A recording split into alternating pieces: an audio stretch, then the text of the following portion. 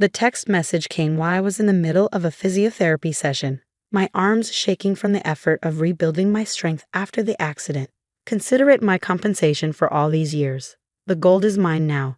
Followed by 3 laughing emojis. My sister-in-law Amanda's name flashed on the screen, making my stomach drop. My name is Sarah Jensen, and at 34, I was learning to walk again after a devastating car crash 4 months ago. The accident that nearly took my life had also taken my ability to work at our family's security consulting firm, at least temporarily, but nothing could have prepared me for what Amanda had just done. "Everything okay?" my physiotherapist asked, noticing how I'd frozen mid-exercise. "I need to make a call." I managed, my fingers already dialing my husband Michael's number. It went straight to voicemail. Of course it did. He was presenting at a conference in Seattle, probably mid-speech right now. With trembling hands, I called our housekeeper, Maria. She'd been with our family for 20 years, long before I married Michael. "Maria, can you check the safe room? The one behind the library?" There was a pause, followed by the sound of hurried footsteps. "Miss Sarah." Maria's voice cracked. "The door is open. Everything's gone. The family gold collection. Pieces passed down through 4 generations. Carefully curated antique jewelry, coins, and artifacts worth over $900,000. All of it gone. And my sister-in-law had just confessed to taking it through a text message." Another message buzzed through. "You should have seen this coming. Always playing the perfect daughter-in-law, while I got nothing. Well, now I've got something, don't I?" I closed my eyes, remembering the day 3 months ago when Amanda had visited me in the hospital. She'd seemed so concerned, so caring. "Don't worry about anything," she'd said. "Family takes care of family." Now I understood what she'd really meant. "Miss Sarah." Maria's worried voice brought me back to the present. "Should I call the police?" "No," I said firmly, "not yet." What Amanda didn't know, what no one except Michael and I knew, was that the safe room had been upgraded last year. As part of our security consulting work, we'd installed a new system, one that went far beyond simple cameras. I opened my laptop, my fingers flying across the keyboard despite their weakness. The security program loaded, asking for 3 separate passwords. Within moments, I was looking at a comprehensive log of every entry to the safe room over the past 6 months. There it was, today's entry, timestamp 10:47 a.m. But it wasn't just video footage. The new system recorded everything: heat signatures, weight measurements from the pressure-sensitive floor, even chemical traces from anything that touched the safe surface. I watched as Amanda entered the code, the one she must have gotten from Michael's mother, who still thought her daughter could do no wrong. The footage showed her methodically emptying the safe, her movements precise, practiced. She planned this. But then she did something unexpected. She made a phone call. Thanks to the room's advanced audio recording system, I could hear every word. "It's done. I've got it all. Meet me at the usual place in an hour. The buyer's ready, right?" A male voice responded, one I recognized with a chill. James Cooper, Amanda's ex-boyfriend, and a known fence for stolen goods. "Everything's set, just like we planned. They'll never know what hit them." I sat back, my physical therapy forgotten. Amanda wasn't just stealing family heirlooms out of spite or greed. This was a calculated heist, planned while I was at my most vulnerable. My phone buzzed again. This time it was a photo from Amanda. She was holding her great-grandmother's ruby necklace, the centerpiece of the collection. "Always wanted this. Guess being the perfect sister-in-law doesn't protect your precious treasures after all." I smiled, despite everything. Amanda had no idea that each piece in that collection had been marked with microscopic trackers last year, another upgrade we'd implemented. Every movement, every location was being logged in real time. I opened another program on my laptop. Little dots appeared on the map, showing the exact location of each piece. They were all moving, heading toward the industrial district on the outskirts of town. "Maria," I said, my voice steady now. "Please help me to my car." "But Miss Sarah, your therapy, you're not supposed to be driving yet." I gripped the parallel bars, pulling myself up with determination. Sometimes we have to do things we're not supposed to, and right now, I need to show my dear sister-in-law exactly who she's dealing with. As Maria helped me to the car, I made 2 calls. The first was to Detective Rivera, an old friend from our security consulting days. The second was to our company's rapid response team. Just monitor for now, I instructed them. I want to see exactly what they're planning before we move. Another text from Amanda flashed on my screen. By the time you figure out what happened, these pretty trinkets will be long gone. Consider it the price of looking down on me all these years. I didn't respond. Instead, I watched the tracking dots on my phone's screen, all converging on an abandoned warehouse. Amanda thought she was so clever, but she just walked into her own trap. Sometimes the perfect daughter-in-law has a few tricks of her own. The car purred to life under my hands. My legs were shaky, but my mind was clear. Amanda was about to learn a valuable lesson about underestimating family, especially family in the security business.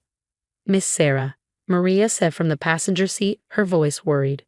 "What are you going to do?" I smiled, watching the tracking dots blink steadily on my phone.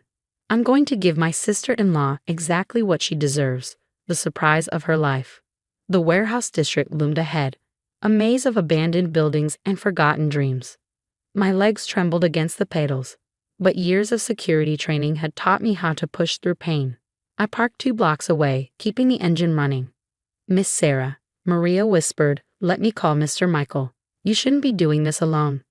I checked my phone's screen. The tracking dots were stationary now, all clustered inside Warehouse 17. Through the security company's app, I could see our response team taking positions around the perimeter, silent and invisible.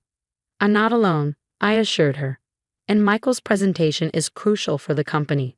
"Besides," I added, pulling up the live security feed on my tablet, "Amanda needs to learn that I'm not just Michael's invalid wife." The warehouse's security cameras, supposedly defunct, sprang to life on my screen. Our team had activated them remotely 20 minutes ago.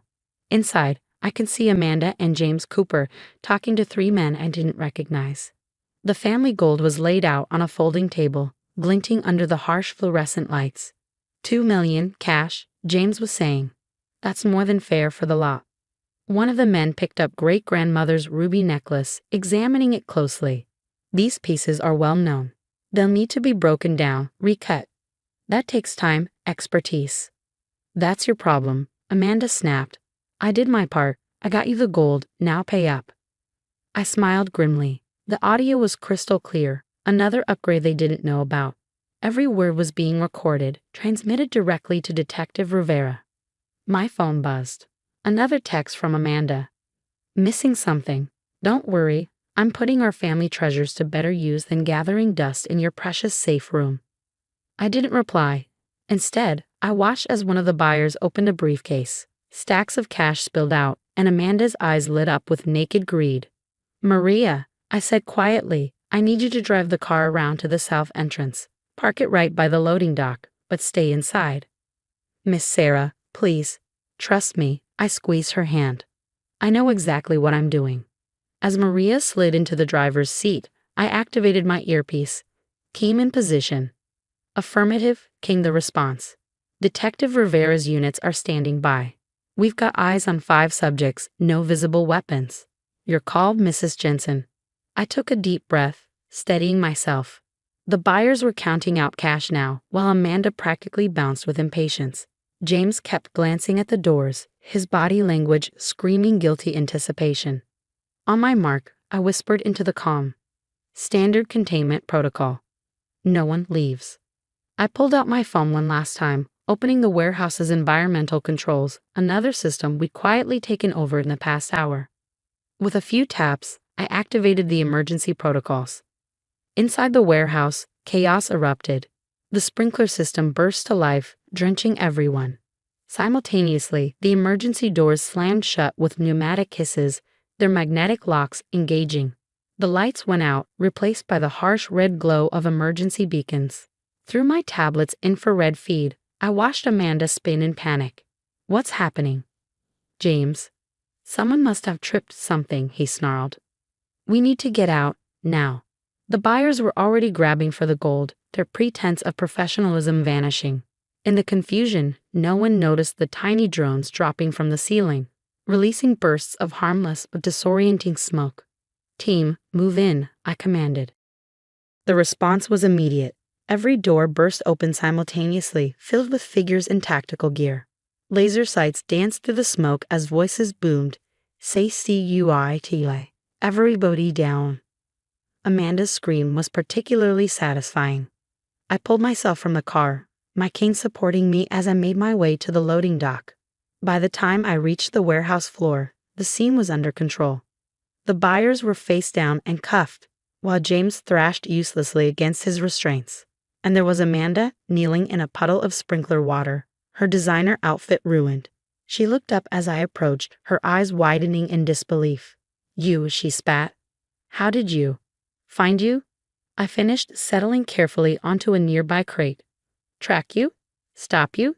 Did you really think we kept nearly $1 million in family gold protected by just a simple safe? Mrs. Jensen, Detective Rivera approached, nodding respectfully. We've got them all. The buyers are known art thieves. We've been after them for months. This is quite a catch. The gold? I asked. All accounted for. Not a single piece missing. He smiled. Those trackers of yours make our job much easier. Amanda's face had gone from shock to calculating. Sarah, listen. This is all a misunderstanding. I was going to surprise you. Yes, I was planning to sell these old pieces and buy you something new, something more modern. Save it, I cut her off. We have you on video, on audio, and in person. Conspiracy, theft, attempting to fence stolen goods. Shall I go on? You can't do this to me, she hissed. I'm family. Family? I leaned forward. Family doesn't steal. Family doesn't take advantage when someone's vulnerable. And family certainly doesn't gloat about it via text message. I pulled out my phone, showing her the string of mocking texts she'd sent. Every one of these is evidence. Every laugh, every taunt, every moment of your satisfaction at betraying us. All of it documented. My mother will never believe this. Amanda tried one last angle. She'll never accept that her daughter is a thief. I finished. She might not have a choice. Especially since you were caught on camera entering the code she gave you. She might face charges too, come to think of it. The color drained from Amanda's face. For the first time, real fear crept into her eyes. My phone buzzed. Michael's face appeared on the screen. Sarah, honey, what's going on?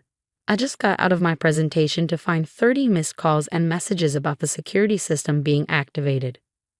I turned the phone so he could see Amanda, still kneeling and handcuffed. Your sister decided to help herself to the family gold. Don't worry though, I handled it. There was a long pause. Of course you did, he finally said, his voice a mixture of pride and resignation. You always do. I'm on my way home. As the police led Amanda and her accomplices away, I watched the response team carefully repacking the family gold. Each piece was photographed, logged, and secured for evidence before being returned to its specialized container. Miss Sarah, Maria appeared at my elbow, supporting me as my legs threatened to give out. Let's get you home. You've done enough for one day. I nodded, suddenly exhausted. The adrenaline was wearing off, and every muscle screamed in protest. But watching Amanda being placed in a police car, her face a mask of thwarted rage, made it all worthwhile. Home, I agreed. But first, I need to make one more call. I pulled out my phone and dialed my mother-in-law's number. It was time for another kind of confrontation, one that couldn't be solved with security systems and tactical teams. Some battles, after all, had to be fought face to face. The confrontation with my mother-in-law, Eleanor, happened exactly 3 days after Amanda's arrest. I chose to have it at our home, in the library next to the now empty safe room. Michael sat beside me, his hand steady on mine, while Eleanor paced the room like a caged tiger. This is ridiculous, she snapped, waving the police report we handed her. Amanda would never, she was just confused. If you drop the charges. She confessed, Mom, Michael interrupted. We have her on video planning the sale. She was working with professional thieves. Well, if you hadn't flaunted your wealth, kept all those precious treasures locked away where she couldn't enjoy them. Eleanor's voice cracked. She's your sister, Michael. I leaned forward, my body still sore, but my voice firm. And I'm your daughter-in-law, Eleanor, the one who was recovering from a near-fatal accident while your daughter plotted to steal our family's heritage. She said she was just borrowing them. Eleanor's defiance wavered. She needed money for her new business venture. Michael stood up, picking up the tablet from the coffee table. Listen to this, Mom, really listen. He played the warehouse audio. Amanda's voice filled the room, cold and calculating as she negotiated the sale of our family treasures.